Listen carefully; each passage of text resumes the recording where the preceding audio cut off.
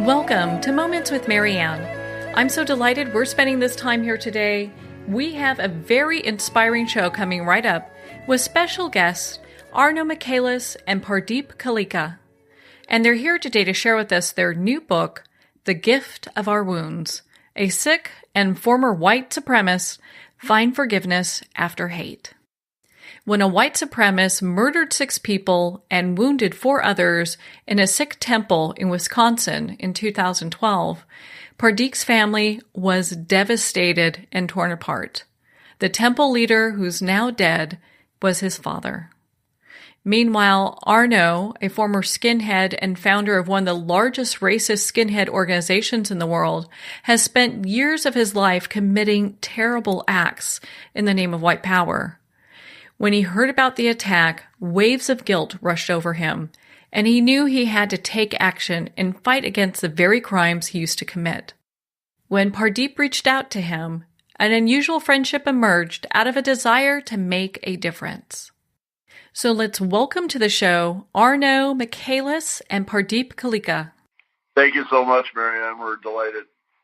Well, what a pleasure it is to have the both of you here. I saw you this just heart-touching, profound discussion on C-SPAN's Book TV and had to reach out to the both of you to talk about this book because not only is it so timely with what we're going through as a society, but it gives it insight that maybe some people might not have into just violence and what provokes people to following that path and also the path of forgiveness on the other side.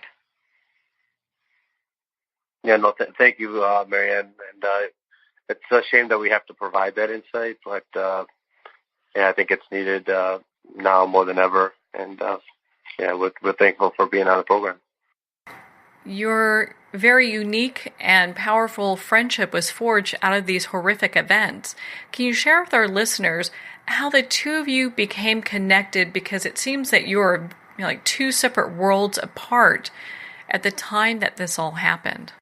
Well, I mean, it developed in the aftermath of the August 5th, 2012 shooting that happened at the Sikh temple of Wisconsin, where my father and then 5 others were murdered by Wade Michael Page, who was a affiliated white supremacist. And during the aftermath of that, just trying to kind of what the Jewish community is doing right now to put on a brave face for the world. Me and Arno were both responding and trying to put a brave face on for not just the Wisconsin community, but the broader community, and how we go forward and how we forgive and forgive with a sense of vengeance of healing. And me and Arno met at that time about 2 months after the shooting, and really just from the beginning knew that we were going to work together going forward. Well, it was really important to me to be part of the response to this because the man who committed the atrocity was from the gang that I had helped to start. So I felt a great sense of urgency and responsibility, trying to just really offer anything I could do to help people heal and also to prevent these kinds of shootings, which tragically this past weekend, just another one happened again, which is really discouraging, but at the same time, it's all the more reason why we got to keep going forward and not give up. Yeah, well, obviously this discussion, it doesn't matter what political party someone belongs to, but as a society, this discussion needs to take place, and we need to move forward in finding a way to overcome this type of violence. I was sharing with you gentlemen before we got started, a friend of mine, her daughter was in the Aurora, theater when the shooting happened, and she survived, but she ended up losing her leg, and it's, so many other people she was with, they passed. It was just really difficult, and it's becoming so much of a norm nowadays. I mean, we have to look at ways that we can move beyond this as a people. Yeah, and I agree entirely. I think the one thing that a lot of people have a hard time getting their head around is that there's no simple answer. There's no. don't want to say silver bullet, but there's no solution like that where we, with a stroke of a pen, can just make this stop happening. Really, the only answer to bring about a society where all people are valued and included and aren't moved to go shoot each other is for everyone to see themselves in other people. And so I think we really got to focus on that as a grassroots effort while having discussions about policy and other more immediate steps we can take. But if we just take the knee-jerk reactions without seeing ourselves in others, I don't think that's going to go very far to solve the problem. Yeah, without a doubt. Without a doubt. Well, and the book does kind of parallel both of your journeys in many ways, and I love how it goes back and forth from what's happening in your world, Arno, and with Pardeep as well. And Arno, so when you started to react out as a kid, what were some of the things that brought you to that place? For me, I just wanted to piss people off. I had a habit of doing that since I was a little kid. It was an addiction, like any kind of substance abuse, and it was always never enough.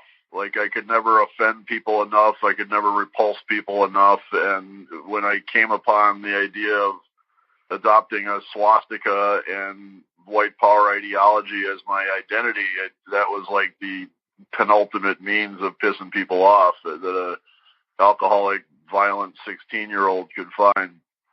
So I don't think there's ever a good reason for people to adopt a violent extremist ideology, but my reason was as hollow as any. I can't say that I had bad experiences with black people or Jewish people or something that, some violence that I had endured that drove me to that point. It was really just like I was looking for kicks. I got my kicks by lashing out, and the swastika just seemed the most effective means to do that. Mm. Well, and it's interesting how people look for community and where they'll go sometimes as well. And if we can reach out to people, I think at a younger age and get them more included in different communities, ones of compassion, because I know you gentlemen have served to unite. That's kind of brings that together. It gives the people a home to be at. Yeah, I've been working in counterviolent extremism for about 8 years now internationally, and whether you're talking about the so-called Islamic State or you're talking about the Klan or you're talking about Antifa, regardless of what direction it's coming from, violent extremism is driven because basic human needs aren't being met. So if you're in North Africa or the Middle East, those basic human needs may be at the bottom of Maslow's hierarchy, like food and shelter and employment. But in the States, as well as in Europe, the needs are a little more spiritual in the sense of needs for identity, purpose, and belonging.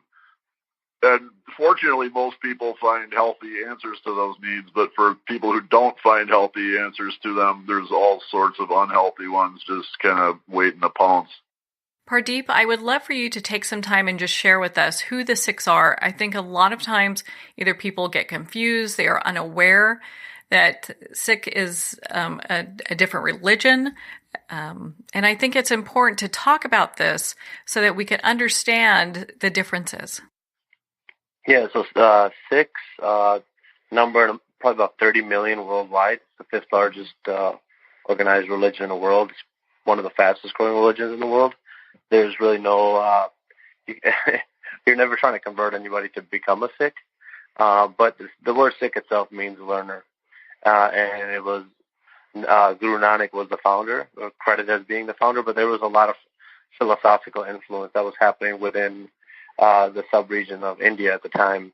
And as India was mixing in with meshing the politics and the religion of Islam, Hinduism, Buddhism, Jainism, so these religions help to guide the spiritual foundations of Sikhism, which at its core is that we are all one. So Ekunkar, this notion of oneness, that we come from one source, and the life of a Sikh is to be lived and said, try to understand that truth and try to come back to that with everything. And when this shooting happened, it was really tested that foundation of, well, do you still believe in oneness when somebody's coming into your temple and actively trying to divide? And it tests you, but it also tests the communal, the human family. And so we really took it as this was our calling.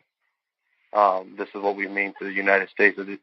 At the time when Nanak founded Sikhism, India itself was divided amongst many, many different things, between religions, between socioeconomic conditions, kind of dogmatic beliefs. And he really was trying to bring people together to say, you know what, can you see, like Arno said, can you see yourself in the other? And he really found that people could not see themselves in the other because they had their own idea of what a personal God was. And that I think is what the times are telling now, as far as these places of worship are being targeted. Maybe what we're being called on to do right now is to sort of have a spiritual revolution of consciousness to see truly the God within the next person. And so that's kind of what Sikhism is. It's this learning process of always trying to see it, not just for the people that look like you, talk like you, walk like you, eat like you, dress like you, and have the same. That's kind of easy. The challenge was to see it in a person who is not like you. Isn't that the truth? I mean, I look back on, I knew my great-grandmother and just the journey she took from Portugal to Hawaii and becoming part of the U.S. and the things that she went through. It really is interesting. Just, we all have our journey to a better place. Our families all came here to the U.S. for a better, just a better life and a better existence. And so when we go back in our roots and look at that, I mean, we're not all dissimilar, when it comes down to it. No, we're not. And even when you look at religions, they're not all that they're not all that different either. It's just trying to get you to a place. And then I think even like with this last shooting, the Tree of Life synagogue, we've had a lot of communication within the Jewish community, and it's our roots are definitely the same, and going forward they're going to be the same. So while it saddens us that this happens to people, and while those 11 families will have to definitely go through their own personal grieving process, which will include lots of logistics of planning things and doing things and putting on this brave face for the world. And then, likewise, your friend who, lost her leg at the Aurora theater shooting. I think what will happen is they'll come through this with a more determined sense of community and family, and even a gratefulness for life that they probably didn't have before. And that gratitude towards life probably should be there for all of us. Nothing bad should have to happen for you to understand that. But just human nature is such that sometimes when horrible things happen to you, you stop taking things for granted. And that includes what binds us all together. Was there a point where you felt like your faith was tested, after the murder of your father? Oh, yeah. I continue to feel that way. I feel that, when tests are given and you pass them, bigger tests are given or harder tests are given. And I think that just, it continues to test your faith and it's fundamentally, I'm going to come back to that point of just oneness and saying, do you still believe? And do you still believe that we're one? Do you still believe that we're one?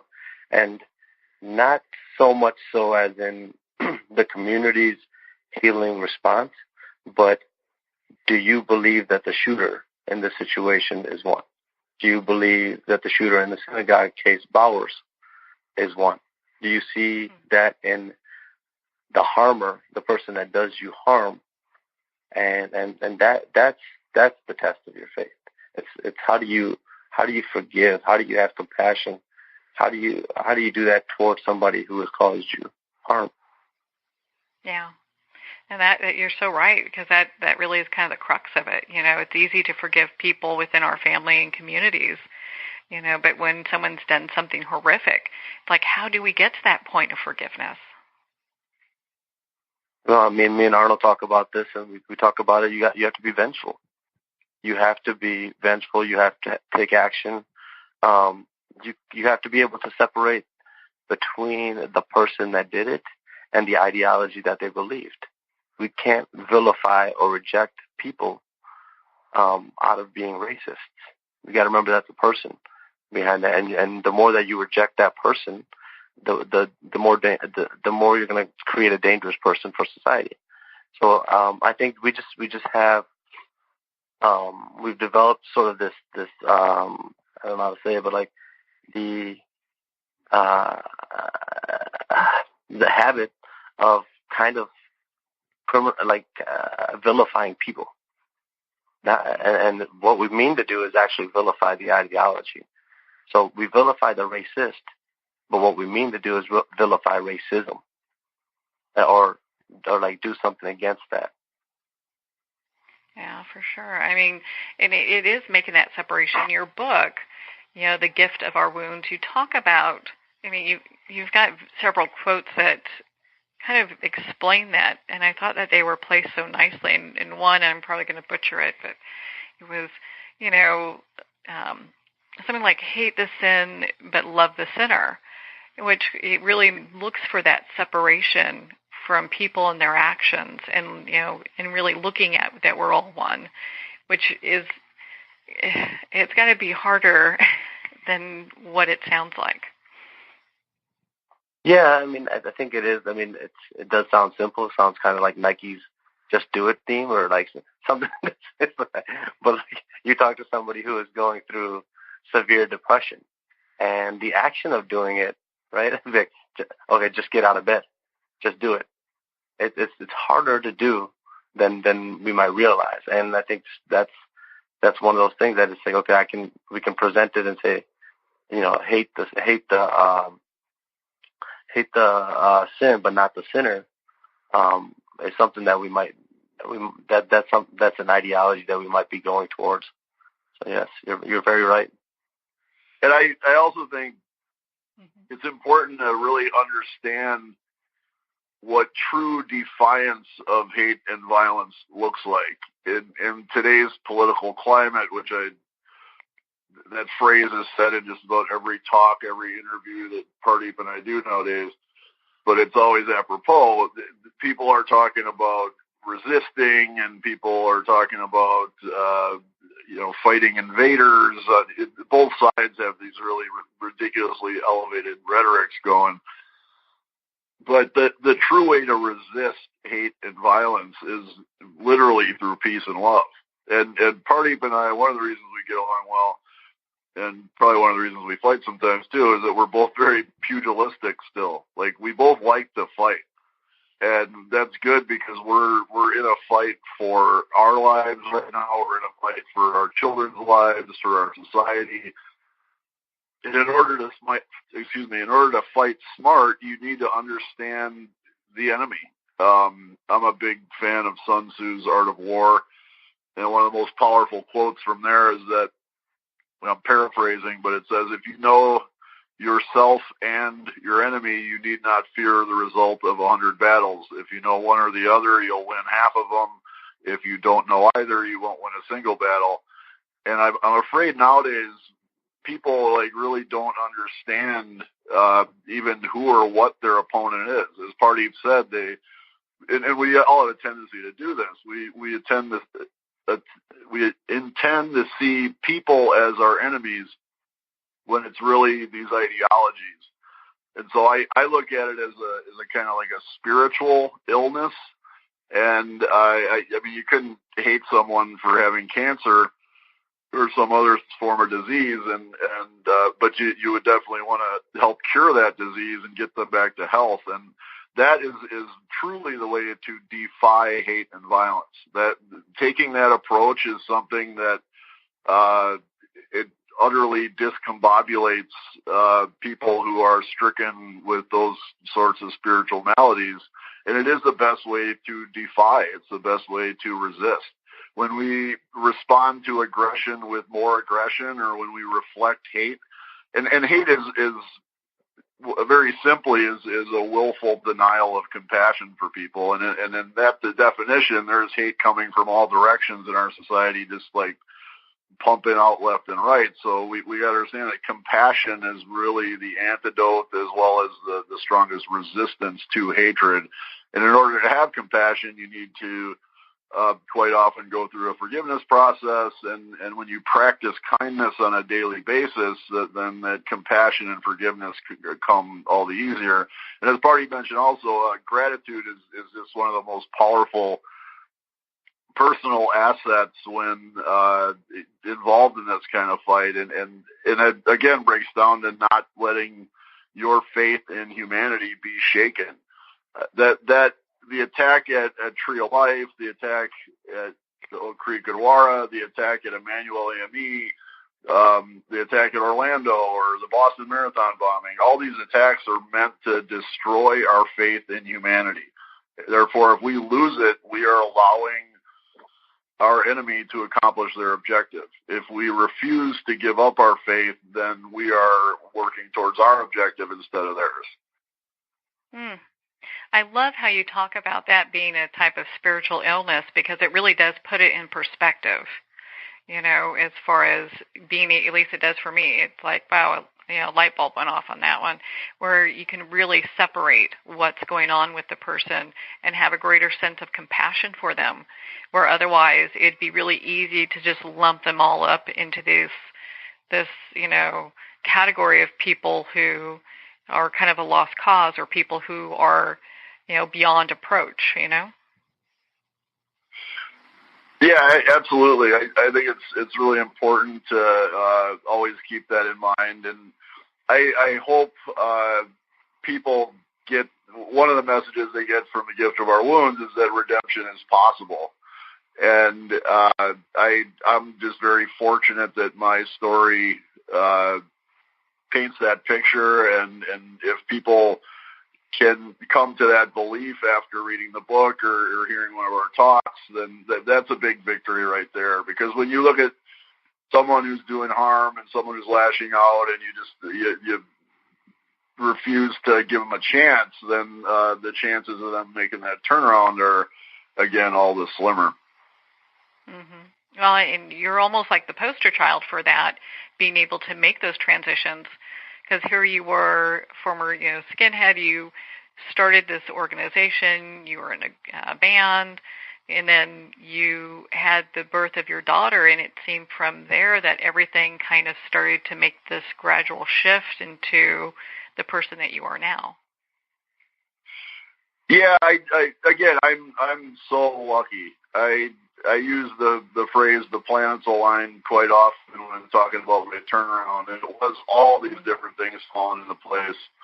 And if one of those aspects of my turnaround would have been missing, it's possible that I would have made the wrong decision when I became a single parent and a second friend had been murdered in a street fight and gone deeper into it. So my parents' love for me, their refusal to give up on me, people who I claim to hate who treated me with kindness, my daughter, and also like pop culture things that I had deprived myself of, but really loved, like film and movies and sports and TV, like all that kind of day-to-day stuff is forbidden to any kind of fundamentalist ideology. And just seeing how much nicer life is when you're not saddling yourself with all these ridiculous rules is that's a big driver once you get a peek outside of that ideological box, to be like, hey, this is amazing. Like, this is much nicer to live life this way where I can go where I please and talk to who I want to and enjoy whatever kind of culture I want to. In fact, the more the merrier. The more diverse, the better. That's who I am today, and I'm always very grateful for that. Before I pop over to Pardeep here, I have one more question for you, Arno, on this. Did you find that at some point that you were kind of really stuck by your situation and you were looking for a way to move and get out, or was it something that was gradual for you? I was involved in hate groups for 7 years, and looking back, I think honestly I was exhausted from the get-go. This habit I had of lashing out and pissing people off and getting an adrenaline rush that way was like any other kind of addiction, in the sense where I'm an alcoholic as well. I quit drinking in 2004 after drinking profusely for 20 years. And I know that when you're an alcoholic, you don't care like how you get your booze. You don't care like what, even when you know what you're doing is wrong, the addiction just takes over and makes you do things that you wouldn't have done normally. And that's definitely how my involvement in hate groups went. And I want to make a important point is that it's by no means, it's not an excuse. There's never an excuse for acting that way, but it's just the nature of the disease. So that exhaustion was building throughout the 7 years I was involved, and it just kept piling one thing upon another. When bad things would happen to us, when my best friend went to prison, when another good friend got shot and killed, we knew that we were living by the sword and dying by the sword, but we were still like putting all this energy into spin the bad things that we were bringing on to be reasons to double down on our ideology. And so I knew that was wrong, and it just required more and more energy. And I really think the acts of kindness from people that I claim to hate were what put me over the edge, in that I'm trying to foster this ideology where I'm separated from everyone, and these very brave people, again, are defying me by not letting me make the rules of engagement. And instead, they're demonstrating for me how human beings should treat each other. And it was all that stuff that like piled up until after 7 years, I was literally looking for an excuse to leave. And that came in the form of single parenthood, and then another friend of mine being shot and killed in a street fight. Well, on that note, we're going to pause here for a quick break. We've been speaking with Arno Michaelis and Pardeep Kaleka in regards to their new book, The Gift of Our Wounds. A Sikh and former whitehead supremacist find forgiveness after hate. You've been listening to Moments with Marianne. We'll be right back after these messages.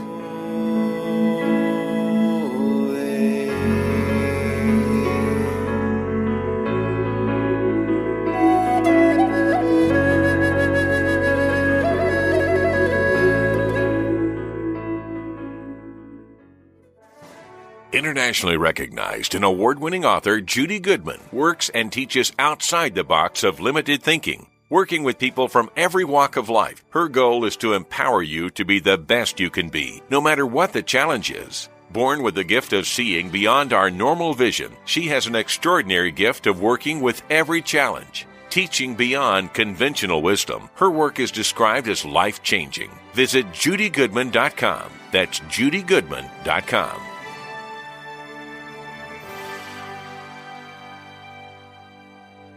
There comes a moment when you realize you're somewhere special, when you discover that each beautiful creature that you see has been rescued from a life of absolute horror and brought to this incredibly free place. Here's where their lives were forever changed, and where yours will as well. Discover over 500 tigers, bears, and lions at the brand new visitor center at the Wild Animal Sanctuary just outside Denver. For more information, visit wildanimalsanctuary.org. Discover true freedom at the Wild Animal Sanctuary.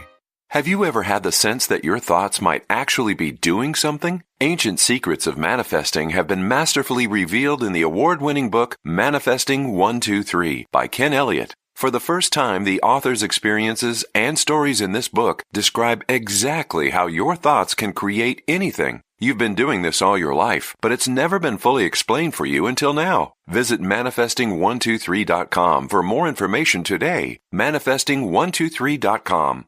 There are nearly 2 million Americans living with amputation. Many live right here in San Antonio. Becoming an amputee can be scary, frustrating, isolating, but there's no reason to feel alone. The San Antonio Amputee Foundation is here to help support you and guide you toward resources such as home and car modifications and even prosthetic limbs. For more information or to make a donation, visit saamputee.org. We'll help you live a full, active life, one step at a time. San Antonio Amputee Foundation, healing limbs, hearts, and souls.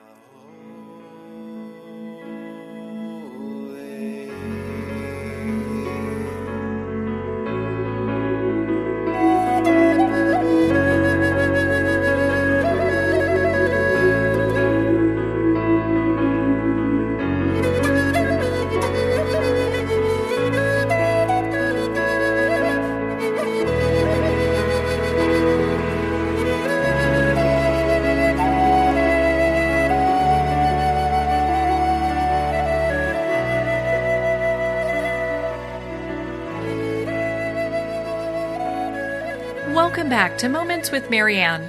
We're here today with special guests Arno Michaelis and Pardeep Kaleka, and they're here to share with us their new book, The Gift of Our Wounds, a Sikh and former white supremacist find forgiveness after hate. Okay, so Pardeep, before we went for break, there's something that is discussed in your religion about relentless optimism. What does that mean to you, and how can that help us when something horrific happens? So, relentless optimism, we say Chardi Kala is the phrase, and it is from a bigger phrase. So I'm going to say the whole phrase. It's Nanak Naam Chardi Kala Tere Bane Sarbat Apala. And what that basically translates to is for the peace and prosperity of all people, we shall be relentlessly optimistic. And that has to do with, obviously, the history of Sikhi, which is 500 years of trying to find voice, trying to find strength. And within that, there's been horrible struggles. And because of the struggles, they really Sikhs really prided themselves on being relentlessly optimistic, on being forgiving, being compassionate. And lots of times we would say that phrase after every prayer. As we would almost commence with prayer for the day, we would say that phrase.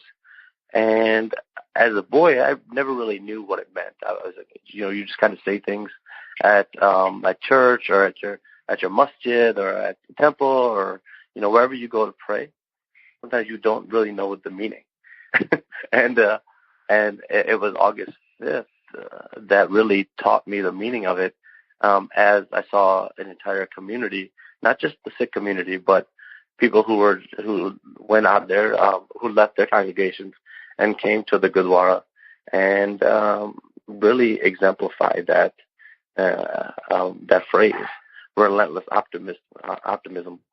And then, most of these congregations that got out that Sunday did not know how to speak the same language. They thought that they believed in a different God and that they had their own God, but in a weird kind of way, they all just came and they showed up, and they were exemplifying that ideal, not just for the Sikh community, but for all of us, for the broader community, and saying that this person who came in and represented this ideology of white supremacy is not going to be able to dictate who we're going to be going forward.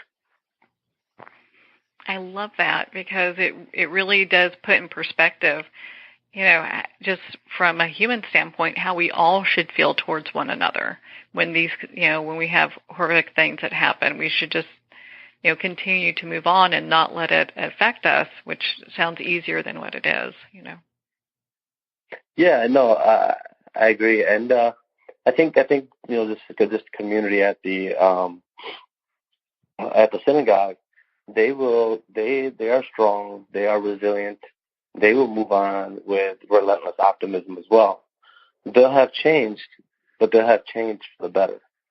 And that's going to require not just them, picking themselves up, but us responding as an entire faith and human family. Yeah. Well, and it's interesting, when we look at the Sikh community, just how people prejudge them a lot of times because they dress different and they look different, So it's interesting. I grew up in a melting pot in Pasadena in California, and we had every kid on the block that you can imagine from Sri Lanka, Mexico, the Middle East, you name it. And so it really wasn't a thing for me growing up. But for other people across the country, we look, because I know part of your journey, you start in the when your family first came, you start kind of in the Midwest.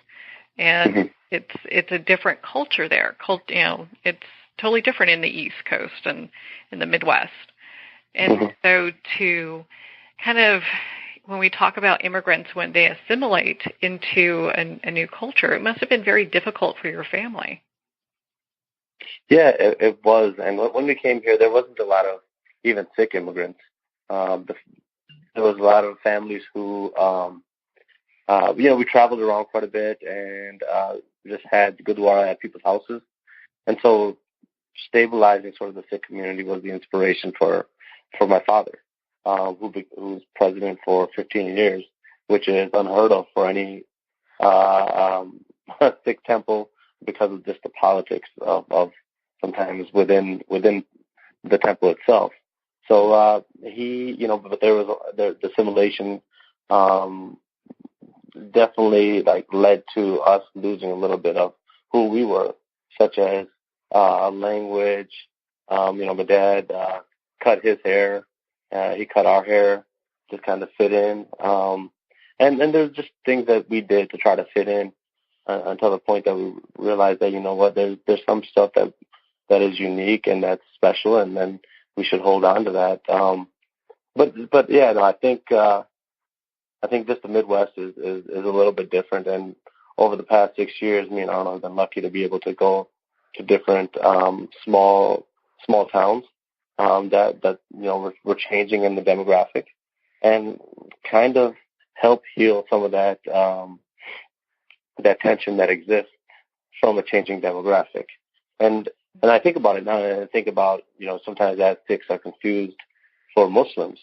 And if it's Muslims that are being persecuted, I think all Sikhs should say, if that's the case, that I am Muslim as well. And if it's Jewish people that are being persecuted, every Sikh should stand up and say, I am Jewish. And if it's immigrants that are being persecuted and really there's a lot of paranoia against incoming immigrants, then we should all say, I am an immigrant, because that's the truth, is that our humanity lies in being able to see ourselves within those that are suffering. Yeah, and fortunately, it's interesting because the United States has had things like this happen in their past before. We look at during World War II, there, here in the United States, and it's not really talked about a whole lot, but there were Japanese encampments, because they wanted to make, sure that no one that could be a potential spy would get out, which is just absolutely ridiculous because people come here, looking for a better life. It's just kind of like that saying, not all French are good cooks. It doesn't mean that, everyone showing up here has evil intent, which I think we're coming to this point in our society where, people are saying enough, it doesn't have to be that way. Yeah, no, I think we are, and hopefully we are. God willing, we are. I think there's a lot of work to do. And the thing is, I know a lot of Muslims. We both know a lot of Muslims. We know a lot of immigrants. 99.99% of them come here and they say the same thing. I just want a better life. I just want to have a place where I can raise my kids and make a living, an honest living. I don't want to take everything. I just want a honest shot for an honest life. And you know, I was reading some stuff on the whole immigrant caravan, and I couldn't help but to think about, and even go back, way back, and say, listen, the Abrahamic faith had Moses leading the Israelites out of Egypt. This caravan looked a lot like, and it tells you what do you think when you see these people who are trying to escape struggle and escape conflict? Why would they walk 1,000 miles or 2,000 miles? Why would they do that? With their children, with elderly, with people that have breathing problems. Why would they shower in lakes? Why would they do that? Why would they go through gang-infested areas where they could be harmed and hurt? What they want is the same thing that we sometimes take for granted. Just a life where they can raise their kids, and they can be free to say what they want to say and express what they want to express and love who they want to love and believe in whatever God that gets them to be a better themselves. And it tells me a lot to say, like, when people look at that and if they see parasites, if they see criminals, if they see really bad people, what that says about that particular person. Yeah, I mean, we're in the middle. We're watching, and this humanitarian crisis is unfolding in front of us. And what we do is going to determine what type of a nation we are and what type of people we are. And I look at, the people that are in this group, and it's heartbreaking. It's absolutely heartbreaking because, I see myself. I'm lucky that I'm in the U.S. I could have been born someplace else and been part of that group as well, making the trip. And obviously these people are doing it because it's so difficult and dangerous where they're coming from. So. It is, and another thing that's lost on so many people is that immigrants who like literally crawl through broken glass to get into this country are really the best citizens we could possibly ask for. Looking at the story of Pardeep's dad is just one of countless examples of that. This man came here with absolutely nothing, and he worked and worked and worked until he had built a very successful small business that brought all sorts of commerce to our society, jobs, made our society a better place. And while he was doing that, he also brought his cultural wisdom and his spirituality, his desire to serve. And I think that the people, whether they're coming from South America or the Middle East or Eastern Europe or wherever, and they come to the United States, that like Pardeep said, they're here to work and make our society better while pursuing a better life for themselves. And it's the people with the ambition and the drive to do that who are able to pick up and make these very arduous journeys to come here. And so I would hope that everyone could just understand from a human standpoint that these are human beings who are looking for help and a better life, and that would be all the reason they need to support them.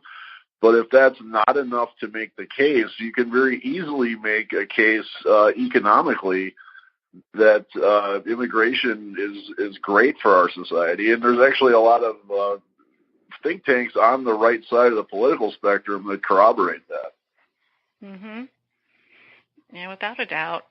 And it's interesting, again, just using my own example, I look back on my family tree, and, my family, they were hardworking people, but that's what you had to do. You come here, you work hard, and, you can have that American dream. That's what that's all about. So. Yeah, and I mean, there's such a sense of appreciation of being able to participate in that American dream. We were out in a town called Groton, Massachusetts, and a lot of it was there was tension between, and I'll call it the two sides. One side was the preservationists who wanted to leave the town emblem the kind of way that it was, and then there was the other crowd who was we want to be inclusive. and trying to facilitate discussions between the two on how do they move forward.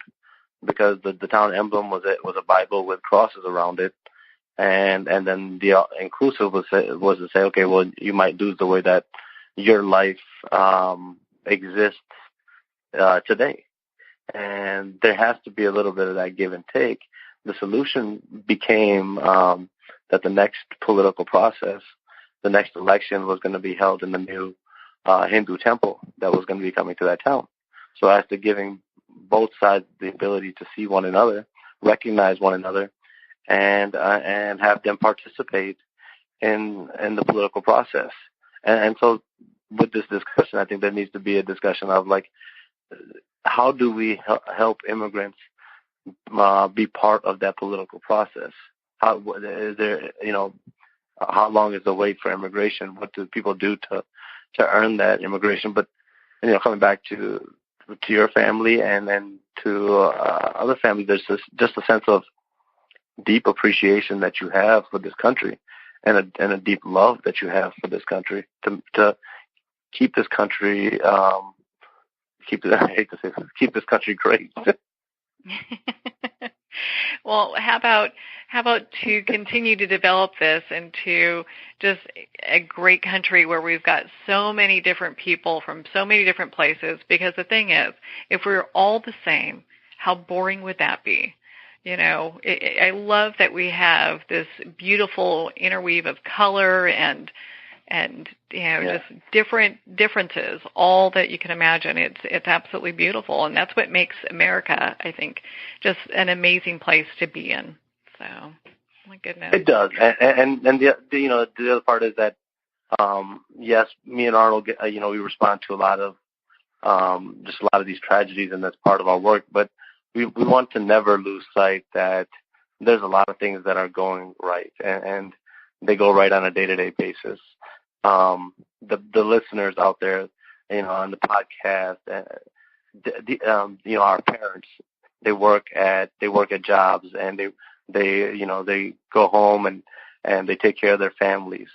And one of the questions we get is, how can I do my part? What can I do to help ease some of the tension? And simply, people do prevention on a day-to-day basis. Prevention is done by parents, by community members, by teachers, by those who put good into the ecosystem. Prevention is done with a smile and holding doors. So we do this on a day-to-day basis, and never to lose sight that we're doing good. And maybe in these times when tragedy happens and this paranoid sort of message is going out into media, we need to just turn it up. We need to turn up our kindness. We need to turn up our compassion. We need to turn up the smiles, the holding doors, the conversations that we have with a friend who we know might be suffering and might be in trouble. So maybe just turning that up is the best advice that I can give. I think that's beautiful advice. My goodness. And gosh, I could talk to you, you gentlemen, forever. I mean, I think it's your book, The Gift of Our Wounds, is such a profound book. It has changed my life, and I love it. And I highly suggest our listeners pick that up. But before we go here, I'd love for you to share with us a little bit about Serve to Unite. What is that organization all about, and how can people get involved? Sure. Serve to Unite was conceived by Pardeep and other people that lost their loved ones on August 5th, 2012, like within days of the shooting. In Sikhi, pillars of the faith are seva, which is service to other people, and ikankar, which is oneness. So that's where the concepts of service and unity come from. Initially, the idea was to transform this atrocity into something inspirational. And again, this is done in a spirit of defiance. We're not going to let this stand just at this horrible mass murder hate crime. We're going to use this pain to find purpose, to bring people together and to heal and to bring about a society where this is less likely to happen. After Pardeep and I met, Par had already been scheduled to speak at a high school in Cudahy, which is a suburb of Milwaukee adjacent to Oak Creek, and he invited me to join him, and that was the first talk we had done together. And I already done a couple hundred talks by that time. I went public with my story in 2010, but that talk was far and away the most powerful one that I had been part of since then. And we got this huge standing ovation from 700 high school kids, and we were thinking then, like, we need a way to carry this forward. Like, it's great that we just inspired all these kids, but we need to, like, keep it going, like, give them some kind of framework to work in. So we began Serve to Unite as a school program in April of 2013. We had help from a great Milwaukee nonprofit called Arts at Large that helped us get funded and helped us get into Milwaukee Public Schools. And that's when Serve to Unite really kind of crystallized as a school program that involved arts-driven service learning and global engagement. So what that looks like is our students from second grade through college tell us what issues they're concerned about in society, including, like, the little kids that we've had, like, elementary school kids be like, I want to help homeless people. Like, I want to help the environment. Like, they have dreams and they want to serve as well. So when they tell us what issues they want to address, we help facilitate that. And everything we do is very arts driven. It's the arts are amazing means for anybody to express themselves and to make statements in society. And we feel it's really important to connect on a global level. So we have an amazing roster of people called Global Mentors who are all over the planet Earth. Some of whom are former violent extremists like myself. We have like a Mubin Shaikh, who is a former jihadist and now a counterterrorism expert, and others who are survivors of violent extremism like Pardeep. We have a brilliant woman named Dadine Umanyana, who's a survivor of the Rwandan genocide. And the Global Mentors connect with our students via whatever telepresence app they use, like Skype or Google Hangout. And they actually have interactions and conversations with them and share their experience and what it's like in their part of the world, what they have in common and what's different. A good example of one Serve to Unite project that happened over the past couple of years is we had a group at a Catholic high school who wanted to address Islamophobia in society. So we partnered with a great org in Wisconsin called Veterans Outreach in Wisconsin that serves homeless veterans. And with guidance from Yasmin Molbakis, who's a global mentor of ours in London, who used to be a recruiter for the Islamist group Al-Mujahideen, and now helps keep young people from joining those groups. Yasmin came into our classroom via Skype, advised our students on how to reach out to the Muslim community in Milwaukee, which they did. Following her advice, contacted a mosque that happened to be like kind of a keystone mosque in Milwaukee, and made the arrangements to visit the mosque for a field trip. They had lunch with Muslim students at the Salam School, and then they pitched their service project, which was to organize food and clothing drives for Veterans Outreach in Wisconsin. And the imam and everybody at the mosque was delighted. They were super happy to be contacted, and as charity is a pillar of Islam, it was part of their spirituality to help. So over a period of a couple months, the mosques, along with our students, gathered over 2 tons of food and clothing and sanitary items for the Veterans Outreach in Wisconsin project. And and our students also created a beautiful mural to go in the common room for the homeless veterans. And there we have service, we have arts, service learning, as our students are connecting classroom learning to their service, as well as global engagement. And the objectives of this project, first and foremost, was to help homeless veterans of the U.S. military who have endured a lot of trauma and need our help. But the other objective was to change the public paradigm of what Islam's all about. So ever since then, if somebody starts going on like, oh, all Muslims are terrorists, blah, blah, blah, it's always important to verbally challenge when that kind of discussion happens, but it's all the more powerful when you can say, oh, yeah, I'm happy to talk to you about that.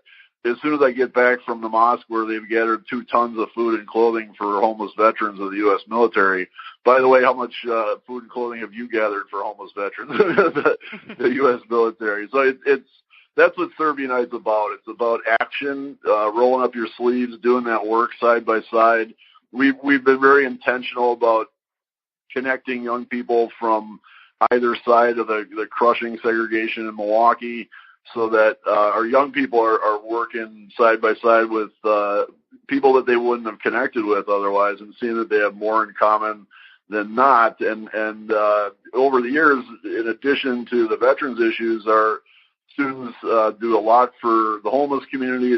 They've done projects to address human trafficking, racism, gun violence, community police relations, environmental issues, genocide prevention, Holocaust education. It's really just been absolutely amazing what these young people have been able to accomplish. And we've worked in over 30 Milwaukee schools since April 2013 and had prolonged school year-round contact with over 5,000 students. So that's what Serve Unite does, and we're in the process of scaling that beyond Milwaukee and beyond Wisconsin. And we're very excited to do that. And that's, again, one of the ways that we defy hate and violence is we bring young people of all ethnicities together to love one another and work together to heal society and solve problems. I can't commend the both of you enough. I mean, you're doing such a beautiful job having this discussion take place with your book, The Gift of Our Wounds, and moving forward with that, because we all are connected. And I think when we realize that my story, your story, it's all our story, how much better we'll be. Where can people connect with the both of you, not only learn about your book, but also become part of your community? We got all kinds of stuff going on. One of the other new initiatives we have that we're very excited about is we started an online magazine called The Gift of Our Wounds along the theme of our book. So we through video and through written pieces, we invite other people to come and talk about the gifts they found in their wounds. And people can find that the magazine content as well as the book itself on our Facebook Gift of Our Wounds page. If you go to giftofourwounds.com, that'll bring you to both places. We also have a Serve to Unite page on Facebook and our Serve to Unite website at serve2unite.org with the number 2. And beyond that, I have a personal blog at mylifeafterhate.com. That is fabulous. Well, Pardeep and Arno, thank you both so much for taking the time to be here with us today and to share your book, The Gift of Our Wounds.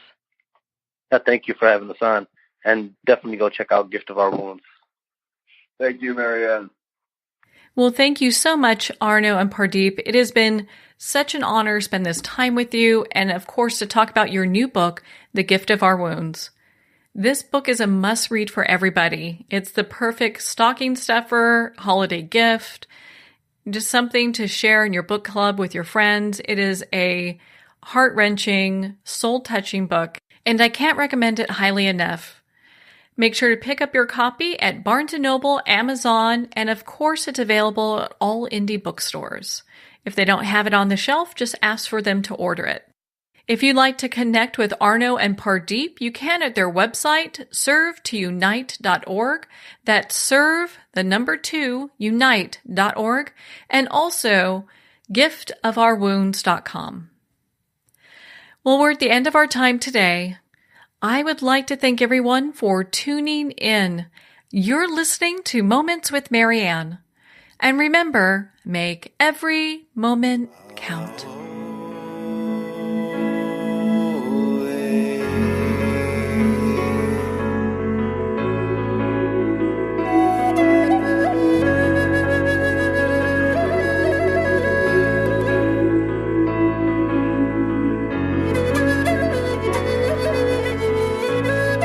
In a single moment, your life can change. Moments with Marianne is a transformative hour that covers an endless array of topics with the best of the best. Her guests are leaders in their fields, ranging from inspirational authors, top industry leaders, and business and spiritual entrepreneurs. Each guest is gifted and a true visionary, a recognized leader in her own work, and while teaching others to develop, refocus, and grow, Marianne will bring the best guest and sometimes a special surprise. Don't miss this. You never know just which moment will change your life forever. Moments with Marianne airs every Thursday, Friday, and Sunday at 8 p.m. Eastern, 6 p.m. Mountain Time. Make sure to tune in and visit momentswithmarianne.com for more information.